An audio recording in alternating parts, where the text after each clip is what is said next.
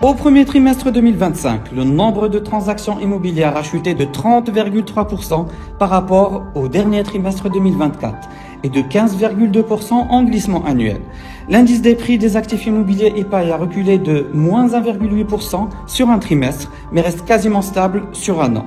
Sur le deuxième trimestre 2025, le constat reste le même. Les transactions reculent encore de moins 10% par rapport au T1 et de moins 21% sur un an. Assistons-nous à un simple ralentissement cyclique ou au début d'une correction plus profonde du marché?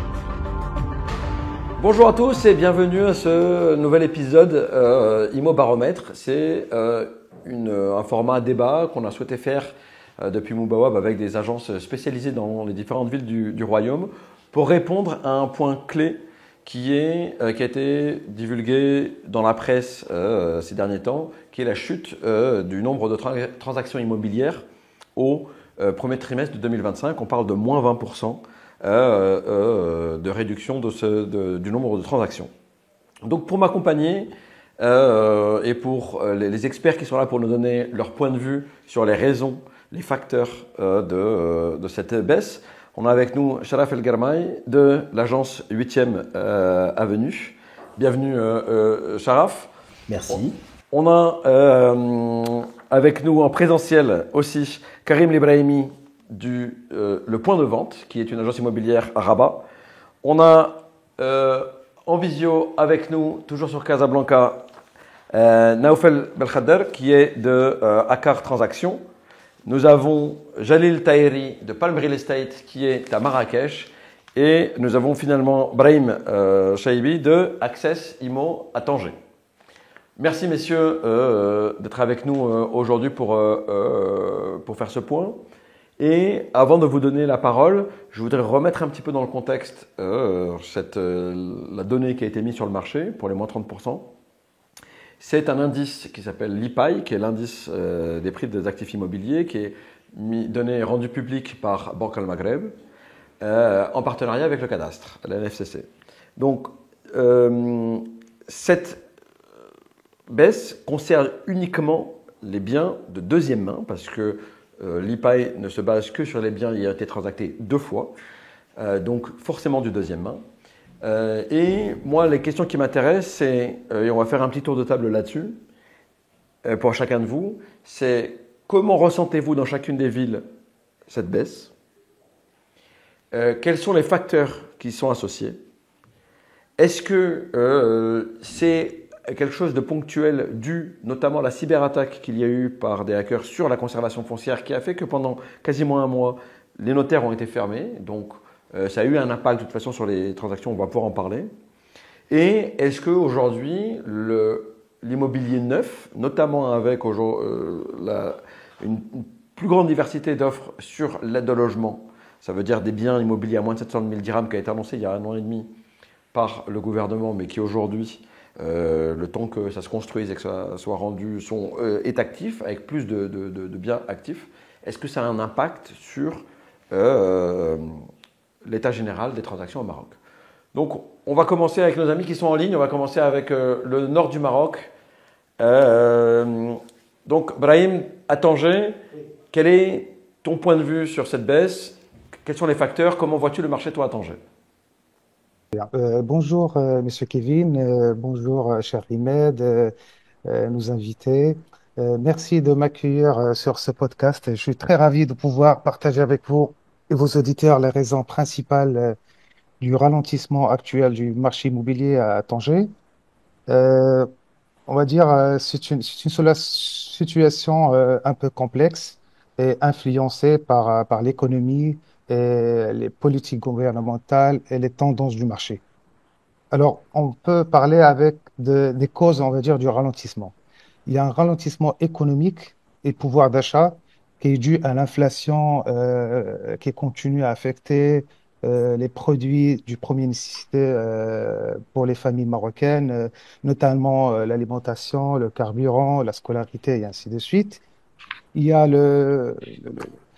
et cela réduit notamment, on va dire, les budgets disponibles pour les familles et pour l'achat, on va dire, d'un bien immobilier qui représente un investissement, on va dire, très lourd est très important. Et souvent, elle est remportée ou elle est annulée.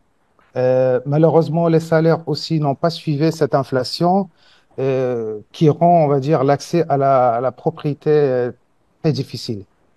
Deuxièmement, ce qu'on a ressenti aussi à Tanger, donc il y a la baisse du pouvoir des Marocains résidant à l'étranger.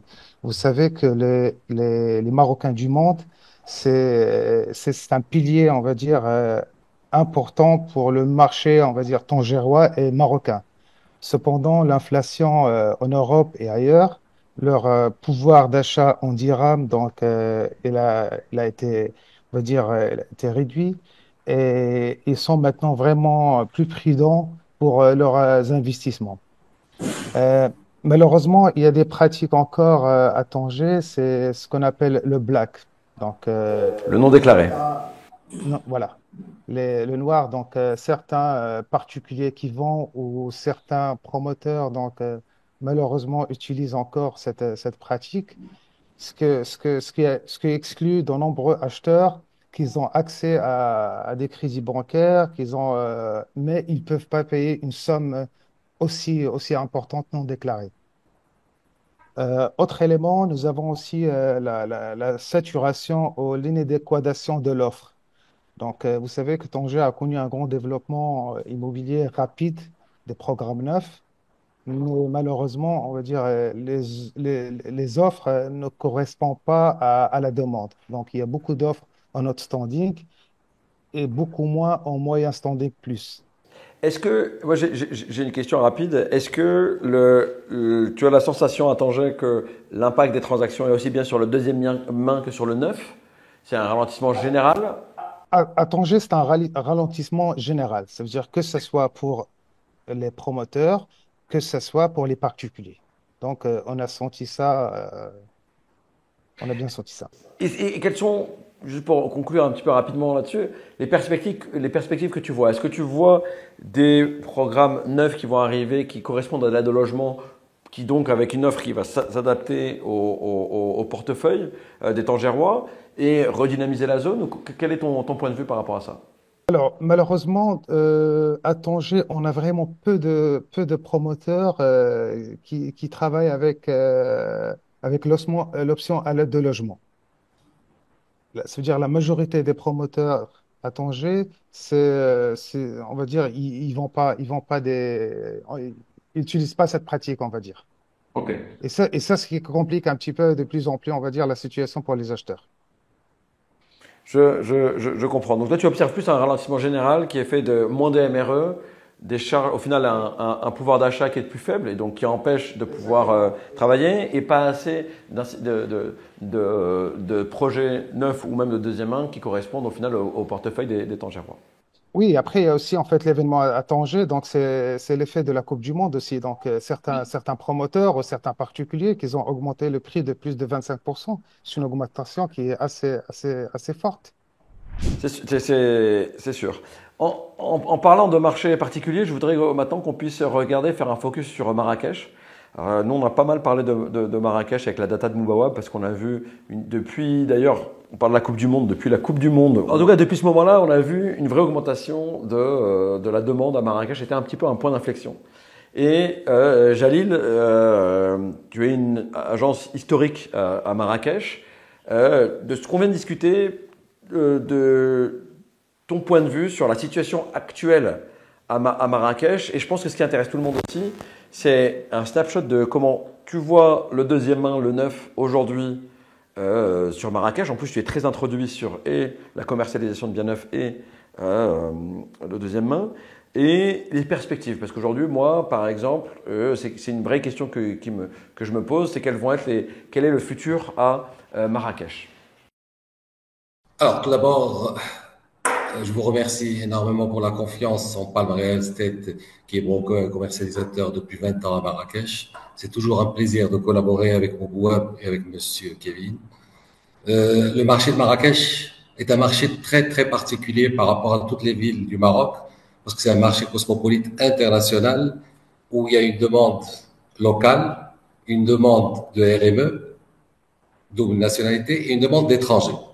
Alors, le premier obstacle à la baisse des ventes qui est observée aujourd'hui à Marrakech est due au fait que par rapport au neuf, la raison principale, c'est qu'il y a 7000 villas qui sont autorisées, qui sont en cours de construction sur la route de Ricard, route d'Absbiz, les routes de Tahna ou route de Fès, où les gens ont réservé et ont vendu des villas sous des contrats de réservation. Mais malheureusement, ces villas-là commencent à être livrées à partir de octobre, novembre, décembre 2025 et surtout 2026, 2027. Ce qui fait qu'automatiquement, on n'a pas ce genre, ces ventes-là enregistrées au cadastre à la conservation foncière. Exact. C'est vrai, c'est vrai. C'est un vrai point de. Oui, mais c'est. Par rapport à ça. Et aujourd'hui, la deuxième raison, c'est l'afflux, toujours par rapport au programme 9, après je passerai par rapport au deuxième, c'est l'afflux des RME qui ont fait le marché, qui ont été faiseurs de marché pendant ces 2-3 dernières années, a commencé à baisser par le fait toujours qu'a dit mon collègue Mr. Brahim à Tanger, que le pouvoir d'achat des RME avec l'inflation qui en Europe a énormément baissé et automatiquement, comme c'est une résidence secondaire, ça a bloqué leur investissement. La troisième raison, c'est le taux bancaire qui est monté au niveau du Maroc, au niveau des banques, qui est aujourd'hui entre 4,5 et 5%. Et la quatrième raison, qui est un facteur bloquant, mais alors là, énorme, sur lequel on souffre à Marrakech, c'est l'AVNA. Je ne sais pas si vous connaissez l'AVNA, c'est l'attestation de vocation non agricole qui est obligatoire pour chaque transaction qu'on doit passer avec un étranger. C'est-à-dire tous les biens que vous voyez commercialisés neufs, aujourd'hui, quand on arrive, qu'on a le permis d'habiter, qu'on a le titre foncier, l'étranger est obligé d'avoir cette VNA qui est signée par le Centre régional de l'investissement et par le Wali. Et juste pour être clair, j'allais là-dessus, pour que tout le monde soit clair avec ça, la VNA ne concerne que les étrangers, donc ne concerne pas les MRE. Un Français d'origine marocaine n'a pas cette VNA, c'est uniquement un non-marocain. Très bien, donc c'est que pour les non-marocains. Et juste pour compléter, selon ta perspective, quel est le pourcentage de ces étrangers 100%, on ne parle pas des MRE, des étrangers dans le marché à Marrakech sur ces dernières années? Aujourd'hui, ils représentent minimum 25 à 30% du marché immobilier à Marrakech. C'est-à-dire, rien que chez moi au cabinet, j'ai au moins une dizaine de villas où on a signé les compromis, on a déposé sur la plateforme des notaires la demande d'attestation de VNA et on attend depuis des mois, 6, 7, 8 mois, le déblocage de la VNA qui aujourd'hui ne peut pas venir vu que le CRI et le Wali ne sont pas encore mis en place après les dernières destitutions. Donc, on est bloqué. Ce qui fait qu'il y a une tension à gérer entre le client, le notaire et le broker. Et deuxièmement, ça crée une tension même en termes de crédibilité d'achat, marque Maroc, Marrakech, pour l'étranger. C'est-à-dire, tous ces gens-là ont envoyé l'argent est sur leur compte ou sur le compte séquestre du notaire CDG, mais malheureusement, aucune vente ne peut être signée si la VNA n'est pas là.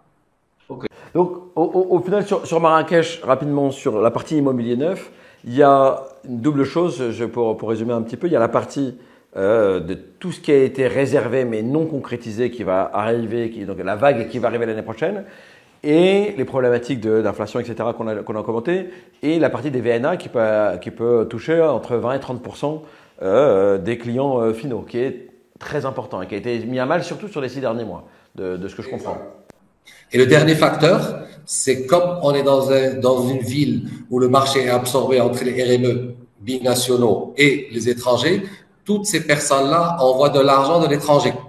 Ce qui veut dire aujourd'hui, avec le contrôle qu'il y a au niveau des virements étrangers vers le Maroc, il y a un problème pour les RME avec la nouvelle loi qui est sortie, qui doit être appliquée à partir du 1er janvier 2026, où les banques marocaines n'auront plus le droit, en n'ayant pas eu l'autorisation d'une banque européenne pour envoyer l'argent vers l'étranger.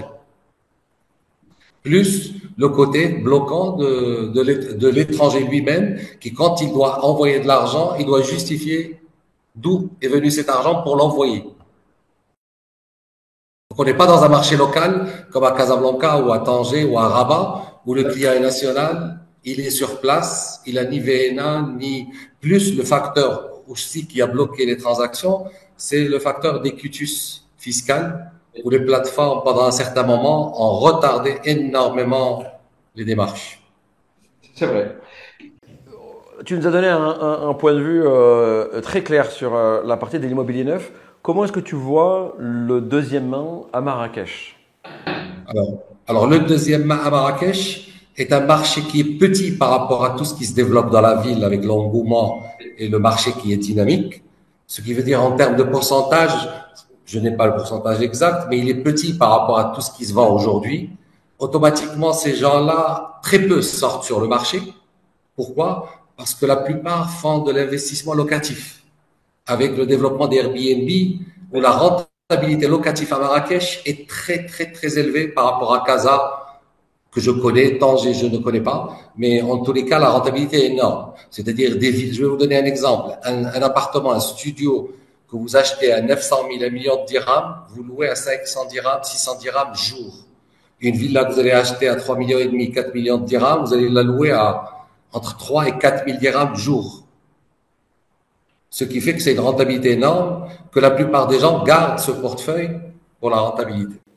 Et sur ce qui est l'aide au logement, je sais qu'il y a par exemple la région de Mohammed où il y a beaucoup de logements sociaux qui sont développés. Est-ce qu'il y a d'autres endroits où l'aide au logement arrive à Marrakech? Parce qu'au final, je sais qu'une des problématiques de Marrakech aussi, c'est vraiment une ville de tourisme, de services. Il faut pour ça évidemment loger les travailleurs du tourisme. Est-ce que tout le monde arrive à trouver sa place? Parce que ce n'est pas les villas que tu commentais sur la route d'Amis Smith ou de Ouarzazate qui se vendent à des millions de dirhams qui sont destinés à ces travailleurs-là. Est-ce que pour le travailleur marocain marrakchi, il y a une offre correcte qui lui est proposée? Et est-ce que ce secteur-là a le vent dans le dos? Est-ce que c'est un secteur qui est en souffrance également? Comment tu le vois? Alors, ce marché-là a subi aussi l'inflation de par le coût des matières premières, de par le coût des ouvriers et de la main-d'œuvre qui est devenue chère, et de par le coût de la vie à Marrakech qui a augmenté. Comme c'est une ville qui est devenue cosmopolite internationale, automatiquement, même le Marrakchi local, moyen standing ou haut standing, subit cette inflation énorme qui est due à ce marché qui est grandissant, qui a fait augmenter les prix, soit au niveau de l'immobilier qu'au niveau de la vie de tous les jours dans la ville. Et au niveau de l'immobilier aujourd'hui, avec le développement d'Airbnb, même dans ces quartiers, ça a fait que l'offre en location pour longue durée, l'offre est réduite et les prix ont augmenté. Ouais. Automatiquement. Et le pouvoir d'achat du Marocain moyen ou au standing à Marrakech, bien sûr, est impacté par l'inflation et automatiquement le droit au logement devient plus difficile. Ok, c'est très clair. C'est très clair. Je voudrais maintenant qu'on aille, avant d'arriver sur Casablanca, parce qu'on a deux invités sur Casablanca, qu'on fasse un point sur la ville de Rabat, qui est une ville aussi spéciale. Après, au Maroc, il y a Tanger, c'est un marché spécial, et Marrakech, c'est un marché très spécial, mais Rabat aussi l'est.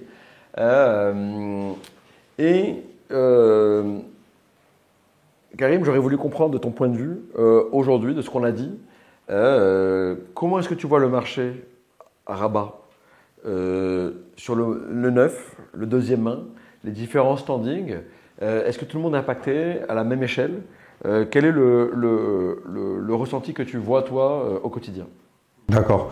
Alors déjà, je vous remercie. Je remercie mon beau web pour cette initiative qui est très louable, car effectivement, il fallait décortiquer un peu tous ces chiffres qu'on voit un peu partout dans la télé et dans les journaux. Mais inviter des experts, et surtout des agents immobiliers qui travaillent dans ces villes, a un effet plus réel, parce que c'est des gens qui sont sur le terrain. Et des fois, il y a des chiffres qu'on n'arrive pas à lire ou à décrire. Donc voilà, c'est plus du ressenti, c'est de l'expérience réelle à partir du terrain. Alors en fait, déjà, il faut expliquer ce que c'est Rabat. Rabat, c'est une petite ville, contrairement aux autres villes, où c'est plein de paradoxes. En fait, Rabat, c'est une enclave très petite. On a la mer à l'ouest, on a les montagnes à l'est. On a la ceinture verte qui fait le tour. Oui, on a la ceinture verte, on a Témara au sud et on a Salé au nord. Pour peut-être d'autres villes, Rabat, Salé, Témara sont trois villes différentes, mais peut-être pour un Rabaté, c'est la banlieue, chacune de l'autre, c'est des extensions. D'accord? Maintenant, le paradoxe à Rabat, c'est que déjà, il n'y a pas de foncier. Il n'y a pas de foncier. Il n'y a pas de foncier disponible, on va dire. Décortiquer Rabat géographiquement, on vient de le faire, terme urbain ou urbanistique, architecturalement, Rabat est une ville où il n'y a pas assez d'auteurs, ce qui fait que ça réduit l'offre.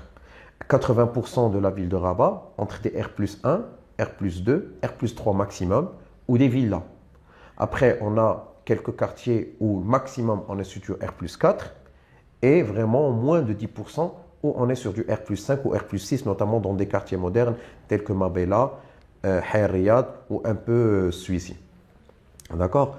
Après, prenons en considération qu'il y a beaucoup de casernes militaires, beaucoup de ministères, beaucoup de terrains, on va dire, qui appartiennent à l'État, du foncier d'État, ce qui fait que certes, pour les promoteurs, il n'y a plus de foncier à acheter pour pouvoir construire. Ils sont obligés d'acheter des fois d'anciens immeubles R+4 pour les démolir et les reconstruire encore une fois en immeubles toujours en R+4. D'accord? Donc, contrairement aux autres villes, Rabat est une ville où la baisse des ventes est due à un manque de foncier et à un excès de demande. Oui, c'est vrai que moi j'avais vu notamment sur le quartier des Orangers, le nouveau quartier, avec des prix qui ont été très élevés. Il y avait de la réserve foncière tout d'un coup qui est devenue disponible. Le temps que ça se vende et que ça se construise, c'est à la fin avec des prix très élevés. Et c'est parti très très rapidement. Ça prouve bien qu'il y avait une demande incroyable, un peu quoi qu'il en coûte à la fin sur le prix final. La population de Rabat est une population très bancarisée. Ça veut dire qu'ils ont l'accès au crédit. Et la plupart des gens accèdent à ce crédit. D'accord? Donc, on peut aujourd'hui trouver des familles rentières qui, même leurs enfants, ont accédé à ce marché de la rente très rapidement. Donc aujourd'hui, on peut facilement trouver des jeunes qui ont 34 ans, 35 ans et qui cherchent à acheter leur 4e studio ou leur 5e studio. Et même la mentalité des jeunes à Rabat, je ne dis pas que ça ne se passe pas à autre ville ou qu'ils sont meilleurs ou pas, c'est juste je décortique, sont vraiment dans l'investissement. C'est pour ça qu'on sent un engouement vers de nouvelles startups, vers la bourse et tout ça. Ça veut dire que les jeunes, ce qu'on ressent, c'est que quand on est dans des cafés, tout le monde parle investissement. Et l'immobilier, bien sûr, prend une grande partie de cet investissement. Maintenant, c'est où le souci, c'est que vendre n'est plus du tout une bonne option pour les propriétaires. Aujourd'hui, un propriétaire, il peut vendre son appartement à 1 million de dirhams, 1 million 2, 1 million 3. Il te dit, qu'est-ce que je vais faire avec cet argent? C'est très simple. Il n'y a plus de foncier disponible à Rabat. Le peu de fonciers disponibles sont dans les banlieues, notamment Salé ou Temara. Salé est une ville qui n'attire pas les investisseurs. C'est une ville qui attire les bourses moyennes qui sont poussées plus ou moins par la gentrification, qui ne peuvent plus rester à Rabat et qui partent par dépit à Salé. D'accord? Tout en sachant qu'il y a de bons quartiers à Salé.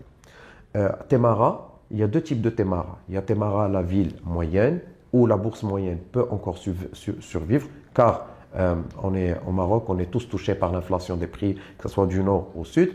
Mais il y a une partie qui s'appelle le quartier Menzeh, où là, les prix ont augmenté à partir de 20 000 dirhams, 22 000 dirhams, à partir de 20 000, 22 000 dirhams. D'accord? Que ce soit dans les nouveaux projets ou les villas. Pour revenir à mon point de départ, c'est qu'à Rabat, il y a beaucoup plus de demandes que d'offres. Donc, surtout à prendre en considération que Rabat, c'est une ville qui attire beaucoup les subsahariens pour leurs études. Les diplomates subsahariens viennent acheter au Maroc et généralement, ils viennent acheter à Rabat. Vu l'importance diplomatique de Rabat, c'est là où ça se passe. Il y a un tourisme médical, vu le nombre de cliniques privées et le nombre d'hôpitaux. Il y a après les diplomates. Tout le monde pense qu'un diplomate, c'est un monsieur, son épouse, 3 enfants et leur chien qui cherchent une villa. Non, ça peut être un jeune diplomate ou un jeune diplomate qui cherche à louer à 7 000, 8 000, 9 000 dirhams. Et donc tout ça font qu'il y a beaucoup de demandes de location. Et les prix de location grimpent. Il y a aussi un manque de bureaux. On n'a pas du tout de bureaux à Rabat. contrairement à Casa où il y a une offre, et je laisserai Sinoufel certainement en parler, il y a beaucoup d'offres de bureaux à Casa. Contrairement à Rabat, on n'a pas de bureau. Ce qui fait que les bureaux doivent vraiment... c'est des immeubles mixtes, on trouve des bureaux et des appartements et des habitations. Okay. Ce qui entache un peu la crédibilité aussi de certains professionnels. Enfin, c'est mieux d'être dans des immeubles 100% bureaux. Nous, on a l'habitude. Oui. On s'habitue. Je pense que ce n'est pas le cas seulement au Maroc, mais dans d'autres pays. Mais nous, à Rabat, donc tout ça, bref, on peut débattre des raisons, mais le constat est là. C'est qu'aujourd'hui, on trouve des immeubles avec des bureaux, de l'habitation, ça crée beaucoup de problèmes, beaucoup de soucis entre les voisins, beaucoup de besoins d'autorisation des voisins. Bref, on revient au nerf de la guerre, ce qui est le prix de la vente. Quand j'ai un appartement qui coûte réellement 1 million de dirhams, mais que je loue à 9 000 dirhams, à 10 000 dirhams, soit en meublé, soit à usage bureau, soit en courte durée, ce n'est plus du tout intéressant pour moi de le vendre à 1 million de dirhams. Au contraire, je cherche même à acheter d'autres appartements, même si je les achète à perte, comme on parlait tout à l'heure, moi et mon confrère, pour dire, je peux acheter un appartement, même si c'est un 30 mètres carrés et je l'achète à 1,2 million, ce n'est pas un problème parce que je sais que je vais le rentabiliser. Du simple fait que je pars de ce constat, je n'ai plus besoin de vendre. Je n'ai plus besoin de vendre. Pourquoi je vais vendre? J'ai besoin d'argent. Je peux accéder facilement au crédit. Consommation parce que tout le monde à Rabat a compris comment ça se passe, tout le monde a des sociétés en son nom ou sinon c'est des bons salariés qui ont accès au crédit. Donc tout ça fait que Rabat, sa spécificité est qu'effectivement il n'y a plus de vente, mais ce n'est pas parce qu'il y a des appartements vides, mais qu'on n'arrive plus à trouver des appartements bons. Donc une pénurie d'offres, la problématique de Rabat c'est une pénurie d'offres, une ville encerclée par une petite ville au final, où le foncier, il y a très peu de disponibilité de foncier pour pouvoir faire des nouveaux biens, et ce qui fait qu'il y a une partie de la demande de Rabat qui va s'atomiser sur les villes aux alentours. Malheureusement, quand on a un investisseur ou un jeune couple qui cherche, c'est la goutte qui va faire déborder le vase. En fait, c'est que Rabat, déjà, c'est une petite ville. Après, il y a certains quartiers qui attirent, et d'autres quartiers qu'on ne peut même pas proposer. Genre, si j'ai un client qui me dit, voilà, j'ai 1,5 million, 2 millions de dirhams, si je lui dis, bonjour, voilà, je vais te proposer, non, il m'arrête tout de suite, il cherche dans les quartiers de Agdal, Hay Riyad, Hassan, Suissi. Ça veut dire que des quartiers comme l'Océan, Durjameh, Al-Qabibat et tout, n'attirent pas réellement encore les investisseurs, et même les gens qui y vivent ne veulent pas du tout vendre. Pourquoi? Pour la simple raison qu'il y a une série d'expropriations, déjà. Tout le long de la côte, il y a une série d'expropriations et il y a même des ventes forcées, d'accord, pour des projets qu'on nous promet, nous, Rabatais, qui vont changer le visage de Rabat. Ce qui fait que quand j'ai un appartement pas loin de ces projets, il va y avoir une belle revalorisation, aucune raison de le vendre. Je reste dans l'attentisme de ce projet qui va se réaliser, où je me dis que si je vends maintenant, certainement dans 2 ans ou 3 ans, je vais me mordre les doigts, donc je préfère attendre, sauf si j'ai une offre qui est très intéressante. Donc, au lieu de vendre mon appartement à 1 million de dirhams, on va dire que la logique, la pénurie voudrait dire 200 000 dirhams en plus. Je demande 2 millions en plus, en fait. Mais vraiment, c'est des prix déraisonnables. C'est quoi le souci pour moi en tant qu'agent immobilier? C'est que quand je pars chez un client et je lui dis, voilà, vous avez surestimé votre appartement, je pense qu'il est à 500 000 dirhams des fois plus cher que sa valeur réelle. Je le rappelle 2 semaines après, en espérant que le temps ait fait son travail. Il a vendu. Et c'est là où nous, agents immobiliers, on doit s'adapter à cette offre, à cette nouvelle réalité. Et dire qu'aujourd'hui, la baisse des ventes, est-ce que c'est une correction ou est-ce que c'est le constat réel de plusieurs facteurs, notamment, comme l'a expliqué mon collègue, des retards administratifs. Ça peut prendre 2 mois, 3 mois dans le meilleur des cas. Des fois, il y a les vacances d'été. Qui impactent. Ça peut encore l'élastique est encore, il y a du mou. Plutôt, il est tendu. Et après, l'accès au crédit, nous, à Rabat, on n'a pas ce souci. Ça veut dire qu'en 10 ans, en 12 ans de carrière, c'est très rare où j'ai des gens à qui on n'a pas donné le crédit. Maintenant, le délai d'obtention, ça peut... entre l'accord de principe, l'accord définitif et le jour où on a notre chèque, incluant les démarches administratives, font que si moi je suis intéressé de vendre, parce que des fois, nous, comment on vendait? Il y avait le coup de fusil. Bonjour, vous souhaitez vendre votre appartement à 2 millions de dirhams.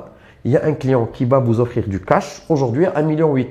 Aujourd'hui, cette option n'est plus viable. Pourquoi? Parce que même s'il a du cash, on est obligé de faire une promesse de vente, que le notaire puisse ramener le quitus. Cette démarche prend 60 jours. Après, peut-être que mon projet qui me motivait à vendre n'est plus d'actualité, ce qui fait que des fois, je peux annuler la vente en plein milieu pour la simple raison que j'ai reçu un appel de la personne qui devait me vendre son appartement, me disant que son projet a été annulé et de fait, il annule le projet.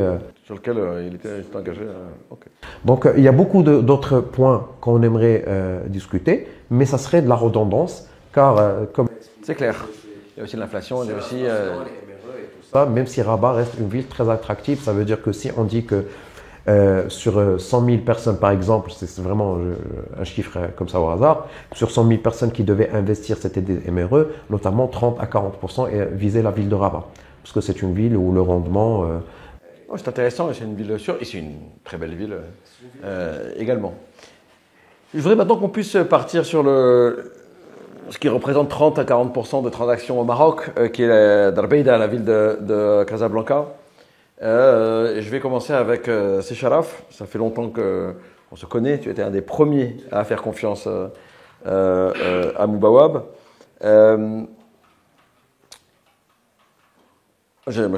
plaît beaucoup, comprendre le marché Arbati, Marrakchi, de Tanger. Je connais mieux peut-être Casablanca parce qu'on y est, on a le siège ici et puis on transacte aussi pas mal sur Casablanca. J'aurais voulu voir ton expérience. Je sais que tu as été aussi beaucoup travaillé avec les promoteurs, avec les particuliers, dans le deuxième main. Comment est-ce que tu ressens, toi, de ton côté, l'impact des baisses des transactions à Casablanca, neuf versus ancien, typologie, on va dire segment? Alors, c'est vrai qu'à Casablanca, concernant la deuxième main, le ressenti est là. Personnellement, j'ai des produits, pas qu'un seul, plusieurs, des centaines, on va dire. Quelques centaines de produits que je n'arrive pas à écouler depuis pratiquement 2 ans. Et ça, c'est pourquoi? Parce qu'il y a une offre neuve en face équivalente qui est plus attractive? Il y a énormément de facteurs. Mais si je veux faire très court, je dirais l'accès au financement. Ok. Ça, c'est le plus gros problème. C'est l'accès au financement. Pourquoi? Parce que quand on va vers le neuf marche très bien. À Casablanca, nous avons des demandes sur certains secteurs qu'on n'arrive pas à satisfaire. Il y a même des listes d'attente sur des projets qui ne sont pas encore sortis de terre. Donc, je veux dire, le neuf marche très bien. Il n'y a qu'à voir sur Darboisa, CFC… même Mouscoura. Mouscoura, des quartiers comme Palmier, on a Tramuros, Oasis, donc Zenata, le neuf ne souffre pas. Zenata, Il ne souffre pas du tout. Ouais. Par contre, c'est vrai, la deuxième main, oui. Nous avons des produits. Mais l'accès au financement, la problématique n'est pas la même sur l'immobilier neuf? C'est 2 catégories, 2 couches sociales différentes. Ok. Donc c'est pas les mêmes personnes. Là aujourd'hui, c'est là où on va parler de la disparité ou si vous voulez le gap entre l'offre et la demande. C'est-à-dire que nous avons une masse qui souhaiterait acquérir un bien immobilier mais qui n'en a pas les moyens. Okay. Parce que les produits sur le marché ne sont pas adaptés à leurs moyens. Et là, c'est un autre débat parce qu'on va tomber sur… Par contre, tout ce qui est neuf, en premium ou en haut standing, ça fonctionne très bien. Il n'y a pas de souci là-dessus, je veux dire.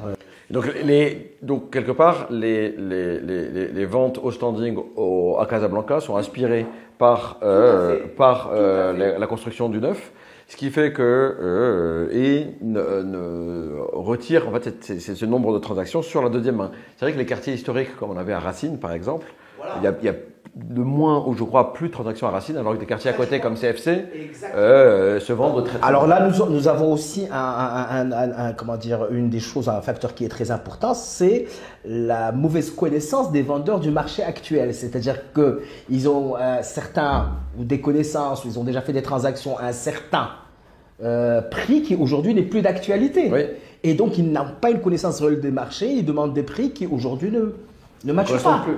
C'est vrai que c'est rare d'avoir, surtout à Casablanca, des quartiers qui ont eu une baisse de prix. Mais certains quartiers, notamment les quartiers UP historiques ont connu cette baisse de prix. Et ils continuent à la connaître, hein. Je veux dire, ils sont continuellement en baisse. Le problème, ce qu'il y a, si vous voulez, c'est qu'aujourd'hui, les gens qui vont investir, par exemple, à Racine, Gauthier, etc., n'investiront plus à Racine, Gauthier. Oui. Ils vont investir à CFC, à Frame Breton, à Dalboza, voilà. Oui, c'est vrai aussi que dans les anciens quartiers, les superficies sont très grandes. À Racine, c'est 3 chambres à 150 mètres carrés. Même en baissant le prix, on tombe sur des budgets où on peut carrément se permettre le village, je veux dire. Voilà, et donc c'est ce qui fait que donc aujourd'hui, et puis bon, il y a aussi, je pense que cette situation elle est ponctuelle dans la mesure où, comme ont dit mes collègues, donc il y a quelques rouages administratifs qui ont été mis en place depuis décembre dernier, qui sont en train de quitus, on pense notamment l'enregistrement au préalable à la DGI. Il y a certains facteurs qui font que oui, il y a eu un retard. Et puis bon, il ne faut pas oublier que nous vivons tout ce que nous vivons actuellement, c'est aussi quand même, vous savez, pour faire une gestation d'un projet immobilier, son étude, sa réalisation, comment ça prend pratiquement 2 ans. Donc si on revient 2 ans en arrière, on tombe dans le pic de l'inflation en 2023. Donc ça, c'est le résultat en fait de ce qui s'est passé en 2023. Mais je reste très positif par rapport à ce qui va venir, donc à un avenir très proche. Hein, dans les 2 ans à venir, moi je suis positif, même pour l'ancien. Même pour l'ancien. Parce qu'il va y avoir une... Tout à fait. Il y a la Coupe du Monde, il y a une reprise économique, l'inflation est maîtrisée. Le Maroc quand même a une économie certes modérée, mais très résiliente. On est bien d'accord. Donc je pense que les choses, voilà, on commence à revoir sur le marché ce qu'on n'avait pas vu depuis très longtemps, le retour de certains investisseurs immobiliers étrangers. Ouais, c'est ça. Voilà, donc et ça peut changer la donne. Moi, je pense qu'au contraire, même les taux bancaires, on a parlé de taux bancaires, non, le taux directeur a baissé il y a quelques temps. On est aujourd'hui à 4,20, 4,25. Donc il y a des choses qui se font aujourd'hui qu'on ne voit pas, dont on verra les résultats dans 1 an ou 2. Est-ce que tu vois, toi, l'arrivée de l'aide au logement à Casablanca Alors malheureusement, ce n'est pas une niche qui est très bien exploitée par les promoteurs. Après, il y a toujours la problématique du foncier qui est un peu la même qu'il y a. À la limite, le foncier à Casablanca aujourd'hui, on peut s'en sortir. Si on fait de bonnes recherches, etc., on peut trouver. Je suis d'accord avec toi, surtout pour ceux qui détiennent du foncier historique. Et oui, parce qu'à l'achat, ça devient un peu plus compliqué. Voilà. Naoufal, merci de nous avoir attendu autant de temps. Je suis désolé, tu es peut-être le plus jeune ici, donc tu te fais aussi visiter, pas par moi, hein, par l'ensemble des... En fait, il nous reçoit, on est chez lui, donc ça serait la moindre des politesses. On garde le meilleur pour la fin, Naoufal. J'aurais voulu voir avec toi, je sais en plus que tu as une grande spécialisation sur le neuf, la vision de Sharaf est aussi qu'il y a une problématique de financement pour les biens de seconde main, parce qu'il y a une grosse partie, on va dire que la classe, le segment AB est directement aspiré par le neuf. Toi, comment est-ce que tu vois le neuf et aujourd'hui, quelle est ton analyse et comment vois-tu le deuxième main aussi sur Casablanca? Est-ce que tu vois des baisses de transactions également et quel est ton expertise, enfin ton point de vue d'expert là-dessus? Déjà, merci pour ce podcast qui rassemble, on va dire, les professionnels de tout le Maroc. Ça fait plaisir d'être présent parmi vous et merci encore à Kevin, Imad et Boubawad. Alors, sur le marché neuf, je rejoins ce qu'a dit mon ami Sharaf. Le marché du neuf n'a pas vraiment connu cette crise de transaction, dans la mesure où, bien sûr, aujourd'hui, nous n'avons pas vraiment de vraies data par ville de transactions sur le neuf pour connaître s'il y a une variation entre les trimestres, etc. Mais en tout cas, nous, chez Aqar, en ayant une diversité de projets immobiliers sur des quartiers un peu différents de Casablanca et aussi sur des produits un peu différents, à savoir le résidentiel, le professionnel, les bureaux et le foncier. Le foncier qui est principalement des lots terrains destinés à des petits promoteurs, R+2, R+3, entre 80 et 160 mètres carrés, mais aussi les lots de villas qui sont dans les alentours de Casablanca. Donc sur le marché résidentiel principal, sur le marché résidentiel, il faut qu'on distingue 2 choses. Il faut qu'on distingue l'achat pour le résidentiel principal, et c'est là où on peut remarquer qu'il y a certaines complexités ou certaines difficultés à liquider certains produits quand le promoteur va à l'encontre de la demande. Ça, c'est très important. En fait, le marché de Casablanca, déjà, il faut définir le marché. C'est un marché où il y a l'offre et dépasse de loin la demande. Donc, on assiste à une vraie concurrence entre les promoteurs sur le produit. Donc, on assiste à des produits qui sont de plus en plus bien finis avec des choses qu'on va aller rajouter sur les finitions pour plaire mieux à une même catégorie, à une même demande, et donc vendre plus rapidement. Mais quand tu dis un promoteur qui va à l'encontre de la demande, moi je côtoie au quotidien des promoteurs et j'en connais pas un qui te dirait oui effectivement moi je vais à l'encontre de la demande. Qu'est-ce que tu veux dire par là?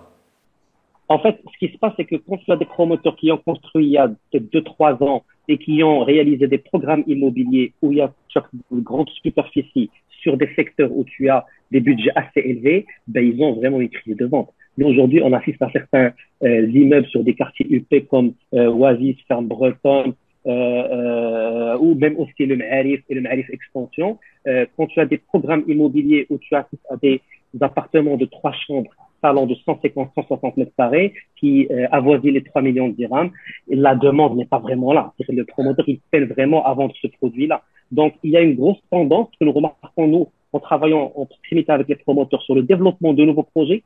Il y a une très grande tendance à Casa à faire de petites superficies. Et ceci est remarqué sur tous les secteurs. C'est-à-dire, allant des quartiers pas très, on va dire, semi-populaires, Barnoté, un peu dans le Casa Nord, allant vers les quartiers un peu, en s'approchant un peu vers Ain Sebaa, la Gironde, Belvédère, et même aussi à Casa Centre, on remarque que les promoteurs, les nouveaux projets immobiliers, on a une tendance à faire des programmes immobiliers optimisés. Tu fais du 2 chambres salon de 75-80 mètres carrés et on fait de 3 chambres salon du 110, du 120 mètres carrés maximum. Maintenant, il y a certains secteurs où ceci n'est pas très respecté en vue de l'urbanisme du secteur, comme CFC ou encore les nouveaux projets du côté de Californie en nord, où tu as un urbanisme qui t'impose le fait de faire des superficies pas très grandes, mais tu as l'impact des terrasses. En fait, plus tu vas aller vers de la hauteur, en R+4 à R+6, plus on va t'imposer de faire des terrasses de 15, 20, 25 mètres carrés, ce qui va relativement impacter le prix. Donc finalement, aujourd'hui sur Casa, dans le résidentiel, le segment résidentiel habitation principale est relativement touché si le programme immobilier n'est pas adéquat avec la demande. Et je parle de certains programmes. Et il y a aujourd'hui, il faut le dire, Kevin, il y a toujours certains promoteurs qui ne vont pas aller faire des programmes immobiliers en adéquation avec la demande. Il y en a toujours. Non, c'est vrai. Mais majorité. Pas volontairement. Non, mais c'est pas volontairement qui a fait ça. Qui font ça. C'est souvent parce que malheureusement, c'est vrai il peut y avoir une problématique de vouloir écouter son architecte ou ses envies personnelles plutôt que le marché. Et il manque d'études pour pouvoir corroborer ça. Ça, on est 100% d'accord. Et c'est vrai qu'à Casablanca, peut-être une différence par rapport au reste du marché qu'on voit, nous en tout cas, c'est la compétition très féroce parce que quelqu'un qui veut acheter un 3 chambres à Casablanca, il a l'embarras du choix. Il a l'embarras des quartiers, il a l'embarras du choix, il a l'embarras des standings et il a énormément d'offres potentielles. Et ce qui fait que c'est aussi un vrai sujet sur la liquidité pour les différents promoteurs. Et même cette demande, Kevin, la demande sur le résidentiel principal, elle est principalement drivée par le financement. C'est-à-dire si aujourd'hui on ne fait pas des incitations à l'achat dans le résidentiel principal, je ne vois pas comment on va augmenter le nombre de transactions. Parce que les promoteurs ne vont sûrement pas baisser les prix, l'impact du foncier, l'impact du coût de revient, etc. Si on ne va pas aller voir cette demande et voir faire des incitations d'ordre fiscal comme ce qui a été fait à l'époque du Covid où nous avions un rabattement de 50% des frais d'enregistrement, on va aller chercher un taux de crédit qui est relativement intéressant. Si on ne fait pas ce genre d'incitation, je ne vois pas vraiment comment on peut augmenter le nombre de transactions dans le résidentiel principal, je dis bien. Maintenant, nous avons un segment qui marche super bien, il faut le dire. Tout promoteur qui dispose d'une partie de son stock en studio ou en totalité en studio, ça cartonne. Aujourd'hui, les projets de studio à Casablanca, c'est un produit qui est... On n'est même pas sur une baisse des prix, on est sur une augmentation des prix. Le Ma'arif, il est passé de 19,20, il est passé à 23,24. Le Palmier, quartier Palmier, c'est passé de 19,520, aujourd'hui on est à 24 aussi. Il y a certains quartiers où moi je suis choqué. On est du côté de Belvédère, les studios c'est du 16 000 dirhams le mètre carré. Du côté de Ain Sebaa aussi, on a des studios à 14 000 dirhams, 14 500 le mètre carré. Donc il y a des produits qui marchent. Mais ça, c'est une question de budget final. C'est ce que disait, je crois, Karim tout à l'heure, c'est qu'à la fin, peu importe ce que tu vas payer. Si tu sais que c'est rentable, tu peux acheter un studio à 1 million de dirhams, donc quand bien même c'est 25 ou 30 000 le mètre, peu importe si j'ai ma rentabilité derrière. Et tu as aussi des quartiers qui aujourd'hui, malgré on va dire la conjoncture économique, marchent super bien. Le CFC, c'est aujourd'hui, si on va analyser les projets là-bas, on est environ à 93-94% de taux de commercialisation. C'est énorme. En studio, en appartement, en résidentiel, 2 chambres, 3 chambres. Une bonne partie ces derniers temps dans ce quartier-là. C'est énorme. La majorité des projets, ils sont vendus et on est sur des prix quand même qui ne sont pas donnés. Le résidentiel principal, on est à 23-24 000 dirhams le mètre carré. Et ça se vend encore. Il y a encore de l'appétit de la part des demandeurs.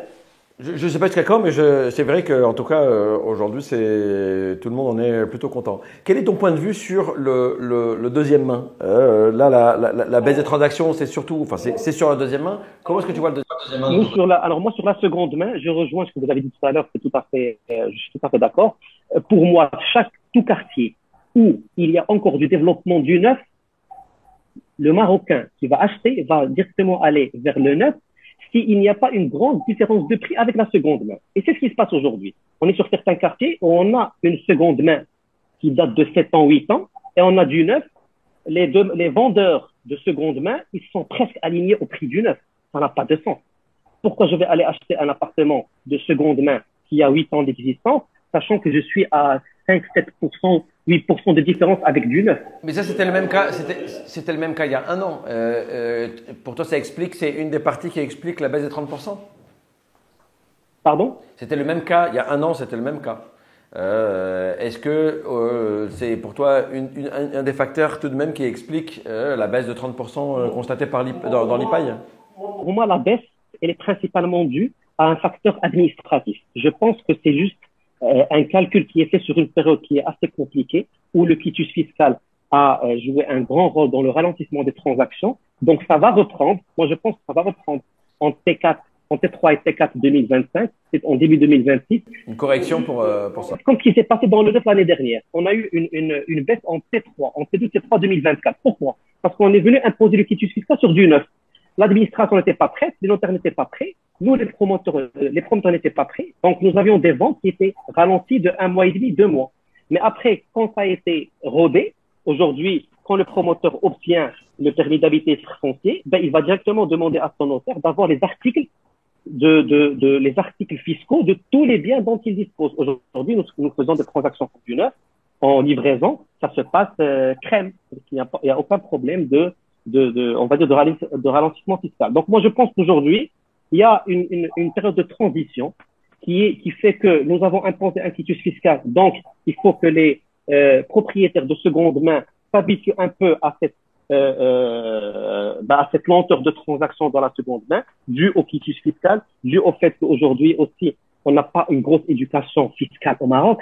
Il y a des gens qui peut-être n'ont jamais payé la taxe sur l'habitation, la TST, il y a pas mal de taxes qui, à un certain moment, ont été payées qu'au moment de la transaction, qu'au moment où l'appartement est vendu. Donc, je pense que c'est une période transitoire. Il faut que tout l'écosystème s'habitue à ce nouveau système de quitus, de fiscalité et tout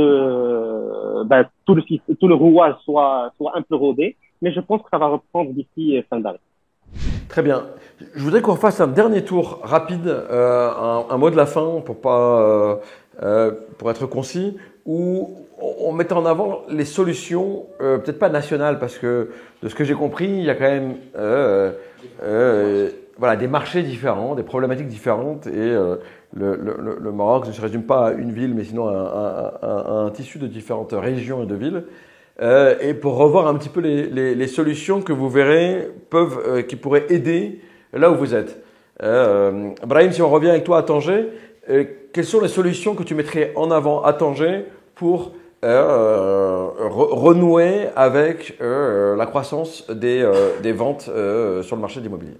Moi, je pense sincèrement que pour le marché tangérois, comme vous avez dit, on va dire, il faut régler d'abord l'histoire de l'administration, des quitus fiscales. Donc, je rejoins mes collègues cette option-là. Mais moi, personnellement, je pense que la VFA, ça peut être une solution importante pour les promoteurs pour les banques et pour les acheteurs aussi, à Tanger. Donc la VFA pourrait être un accélérateur de transactions si on arrive à débloquer la VFA qui existe depuis longtemps mais qui n'est pas réellement, qui est difficilement applicable auprès des promoteurs. Ok. Jalil, c'est quoi les solutions que tu verrais toi sur le marché de Marrakech pour continuer de dynamiser les ventes, même si elles ont été relativement dynamiques ces dernières années? Moi, je rebondis sur deux points qui sont administratifs. Le premier, c'est l'accélération du traitement du quitus fiscal. Oui. Et surtout, la VNA qui est obligatoire pour les étrangers, qui bloque carrément les ventes depuis des mois. Et ce qui fait que on n'aboutit pas à des transactions finales. Je comprends et je suis 100% avec Parce que toi. le marché est dynamique, la demande elle est là, l'offre par rapport aux autres villes, moi je peux juger que sur la mienne, elle est très professionnelle et de qualité parce que le client est exigeant, Oui. soit l'étranger que le Marocain de France ou le Marocain de Casablanca. Quand il vient à Marrakech, il se sent dans une ville internationale et donc il demande de la qualité qu'il est prêt à payer. C'est pour ça que vous observez qu'aujourd'hui, on a des prix qui commencent à augmenter, à être un peu chers et qui sélectionnent un peu les clients. D'ailleurs, la ville, soit au niveau immobilier que touristique, est en train de passer un nouveau cap de ville chère. Parfois, quand tu sors à Marrakech, c'est les prix parisiens. Moi, j'ai quitté. C'est exactement ça. Vous partez à la brasserie, il vous faut aujourd'hui, vous mangez quelque chose rapidement, il vous faut aujourd'hui 300, 400 dirhams pour manger un petit quelque chose. Voilà. Et sur l'immobilier, c'est la même chose. Pas simple. Karim, toi sur la ville de Rabat, c'est quoi les solutions que tu verrais pour redynamiser le marché? Alors, déjà, comme tu le disais tout à l'heure, le Maroc est un royaume à 1000 royaumes en fait. Et la problématique de Rabat, c'est que c'est une ville qui attire un peu des Marocains du nord, du sud. Et ce que je remarque déjà, c'est que c'est impossible de vendre un appartement à Rabat, même sur du neuf, à un Tangérois ou quelqu'un de Kenitra. Pour la simple raison que le standing, rapport qualité-prix au nord n'est absolument pas le même à Rabat. Ça veut dire qu'à Rabat, le malheur, c'est qu'on peut acheter un appartement à 25 000 dirhams le mètre carré, neuf, et il faut le refaire. Pour la simple raison qu'il n'y a pas de concurrence comme à Casa, où les promoteurs étalent leur savoir-faire pour attirer des investisseurs et il n'y a pas d'offre. Ce qui fait que les promoteurs savent qu'ils peuvent faire ce qu'ils veulent, des carrés, un peu de parquet, de la lumière et ils vendent à 25 000 dirhams le mètre carré. Maintenant, moi-même étant investisseur, je suis agent immobilier, des fois si je trouve un appartement intéressant, je me positionne en premier. Pourquoi moi-même je refuse de partir dans certains quartiers où des primo-accédants, des jeunes qui souhaitent acheter, à qui on explique que leur budget ne peut pas leur permettre d'acheter dans tel quartier, qu'il y a d'autres quartiers, mais ils refusent pour la simple raison. Et c'est peut-être ça ma solution, l'incitation, comme le disait tout à l'heure cher Noufel, c'est de pouvoir mettre en place des écoles bien structurées, des cliniques, des parcs de jeux, des restaurants, des cafés dans les banlieues de Rabat et pouvoir créer et inciter les investisseurs à faire ce genre d'investissement dans les quartiers de la banlieue. Pourquoi je vais partir acheter à 35 minutes ou 40 minutes de voiture du centre, même si j'achète un bon rapport qualité-prix, si c'est une ville dortoir où je dois sortir le matin, faire 40 minutes pour emmener mes enfants à l'école, refaire 40 minutes à midi ou l'après-midi pour venir dormir. Pas de café, pas de vie, pas de médecin, pas de clinique. Donc, ça serait simple, mettre en place des structures donnant de la vie, des parcs de jeux, pour ne pas tomber dans la redondance, créer de l'animation et surtout aux banques, des fois en un claquement de doigts, on peut inciter les banques à faire des taux préférentiels sur certains projets pour les primo-accédants. Et je suis sûr et certain que dans notre cas, par exemple des villes comme Temara ou Salé pourront profiter pour la simple raison que si j'ai un appartement que je vends à 10 000 dirhams le mètre carré et que j'ai de la peine à vendre, si je crée un écosystème autour de cet appartement, si la banque m'aide, la demande va augmenter, automatiquement l'offre va grimper et automatiquement le marché sera sain. Parce qu'aujourd'hui, j'ai des jeunes ou alors des investisseurs qui ne veulent même pas entendre parler de certains quartiers. Tout en sachant que moi, je suis agent immobilier, je vois le potentiel dans ces quartiers, je vois la qualité de vie. Donc, ça serait ça, inciter les politiques de chaque ville à pouvoir répondre aux demandes. À créer des vrais quartiers et à inciter les gens à venir dans ces quartiers. Et surtout créer de la vie, car aujourd'hui, quand on dit banlieue à Rabat, on a l'impression que c'est les gens qu'on a expropriés, donc entre parenthèses, des gens qu'on a virés de Rabat. Donc automatiquement, on a l'impression que c'est des ghettos. Et donc, on ne veut absolument plus partir dans ces quartiers. Aujourd'hui, je vois ce qu'est devenu Temsna. C'était un rêve royal. C'était une ville, une extension. Aujourd'hui, les gens ne veulent même pas entendre parler de Temsna. Pour la simple raison qu'il n'y a pas de vie à part venir dormir. Et une boulangerie et un café. J'y suis allé, moi, il n'y a pas longtemps pour aller voir un projet. Tout pourrait être impeccable, mais il n'y a pas de vie. Effectivement. Par contre, le quartier Menzeh, oui, maintenant, si je pense que tout le monde a parlé de ce point, c'est le quitus fiscal, mais on n'a pas parlé d'un point qui est important, c'est celui du référentiel ou du zoning. Car aujourd'hui, quand j'ai un appartement que je souhaite vendre, un appartement au 4e étage avec terrasse où je sais que je peux le louer à 10 000 dirhams, pour le fisc, cet appartement est vendu à 20 000 dirhams le mètre carré. Quand il y a un appartement au rez-de-chaussée, vue sur cour ou vue sur nord, on ne peut pas le vendre à ce prix. Une fois le monsieur chez le notaire l'informe 2 mois après que s'il n'arrive pas à le vendre à 20 000 dirhams le mètre carré, il sera redressé. Potentiellement redressé sur la base. Potentiellement. Donc là, c'est une bataille administrative. C'est vrai que le référentiel, on n'en a pas parlé, mais ça a été c'est toujours, ça fait des années que ça a été quand même un sujet. Ils ont changé le référentiel par le mot zoning. Maintenant, c'est la même chose. Ça veut dire que si moi, j'ai un appartement qui n'a pas une aussi belle vue que mon voisin, si je suis au 4e étage sans ascenseur, mais que l'immeuble d'à côté, il y a un ascenseur, je suis condamné. Mais c'est sûr, mais la limite, c'est il faudrait expertiser bien par bien. C'est pas non plus quelque chose de simple. Il faudrait donner une fourchette. C'est ça. Rien n'est simple. Pour avancer, c'est Sharaf. Les solutions que tu vois de ton côté pour dynamiser à Casablanca les ventes. Alors, aujourd'hui, si on parle, en fait, le sujet de base, c'est la deuxième main. Oui. Pour la dynamiser, la deuxième main, elle est destinée à une certaine couche sociale, à qui il faut donner accès à un financement pour pouvoir débloquer la situation.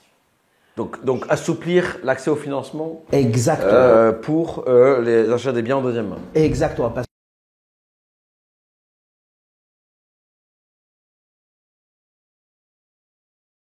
À partir du moment où on fait un bon projet, bon rapport qualité-prix, il n'y a pas de problème. Exactement. Par contre, pour le moyen standing, et c'est là où ça coince, c'est vrai qu'il y a un stock énorme, il n'y a pas preneur, parce que les gens n'ont pas les moyens de pouvoir se le permettre.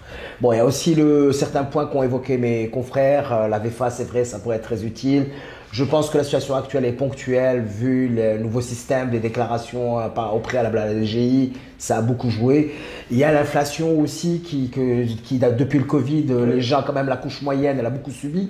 Donc financièrement, donc elle n'a pas peut-être aujourd'hui les moyens de pouvoir se refaire pour pouvoir avoir accès. C'est-à-dire que ce n'est pas la priorité des gens aujourd'hui, c'est d'acheter un bien immobilier. Hein. Ce n'est pas le cas il y a 5-6 ans. Hein. Donc voilà, je pense que tout va se débloquer dans le temps, mais je reste très optimiste. Hein. Il le faut, de toute façon, on vit de ça. Naoufal, quelles seraient les solutions que tu pourrais proposer? On a vu tout un éventail de solutions, d'incitations, d'incitations politiques, d'aide, d'accès au financement pour le deuxième main. On a parlé d'assouplissement administratif sur les quitus fiscaux, la VNA, en tout cas leur automatisation. Quel est ton point de vue, toi, pour accélérer les transactions à Casablanca, en tout cas? Moi, je pense, mis à part tout ce qui a été dit, et tout ce qui a été dit englobe un peu toutes les solutions que l'on pourraient être faites. Moi, aujourd'hui, je pense il y a de plus en plus de jeunes Marocains qui se mettent à l'investissement en immobilier. Et ce qui serait excellent, c'est que les autorités compétentes, l'État puisse faire on va dire des montages financiers et des drivers qui puissent inciter les jeunes à faire de plus en plus d'investissements pourquoi ne pas se retrouver demain? Un jeune cadre peut ne pas acheter peut-être un, deux ou trois studios. Je rejoins un peu Tichara sur la partie financement. Aujourd'hui, malheureusement, les banques sur la partie investissement ne suivent pas beaucoup. Elles peuvent suivre sur la partie financement pour la résidence principale, mais sur l'investissement, ça reste un peu compliqué. Donc, moi, je pense que la seule chose en fait, le facteur sur lequel on pourrait jouer pour augmenter le nombre de transactions, c'est la demande. En tout cas, pour le marché de Casablanca. Parce que l'offre, elle est ce qu'elle est, et elle est drivée par des facteurs qui sont très compliqués à modifier, à savoir le foncier, les matériaux de construction, etc. Et donc là, l'offre, on ne peut pas vraiment la changer. On ne peut pas vraiment aller dire aux promoteurs de faire moins cher ou de faire moins de marge. On pourrait faire un peu plus d'aide de logement entrant dans l'aide directe au logement. Nous, on a eu la chance de commercialiser quelques projets là-dessus et ça, c'est quelque chose qui est très très liquide parce qu'il y a une demande folle sur ces types de biens-là. Parce que là, enfin, la vision que l'on en a, c'est qu'à travers le temps au Maroc, il y a eu des années glorieuses du logement social qui étaient nécessaires. Il y a eu énormément d'offres sur le haut standing, mais il y a eu un peu le parent pauvre qui était le moyen standing. Et avec cette incitation de logement, surtout sur les moins de 700 000, il y a quelque chose qui est fait et qui correspond à une partie importante et attention, de la population. Il y a, si tu permets, il y a aussi le changement de mentalité.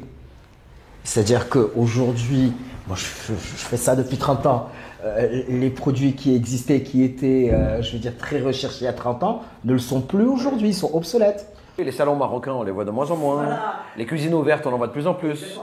Autre chose, c'est qu'on a une nouvelle jeunesse qui a une mentalité de se dire, bon écoute, au lieu de me serrer la ceinture, d'investir dans de la pierre, bah, je ne le ferai pas maintenant, je le ferai un peu plus tard. Maintenant, je préfère acheter une voiture, voyager et comment dire… Et louer en attendant. Voilà, donc, et là, on devrait se retourner vers le marché locatif qui, lui, est florissant. C'est sûr. Voilà, donc… On le traitera dans un prochain podcast, si tu le permis. Je suis sûr qu'il y en aura beaucoup à dire. Merci beaucoup à tous pour votre temps et les insights précieux que vous nous avez donnés sur les différentes villes où vous opérez. Merci de votre regard d'expert là-dessus. J'ai beaucoup appris avec vous aujourd'hui, je vous en remercie. Et j'espère vous revoir très bientôt déjà à Imotech, parce que je ne sais pas quand sortira ça, mais Imotech, c'est demain.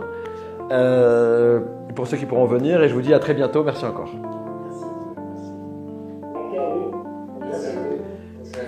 Bon, merci beaucoup en tout cas, c'est top.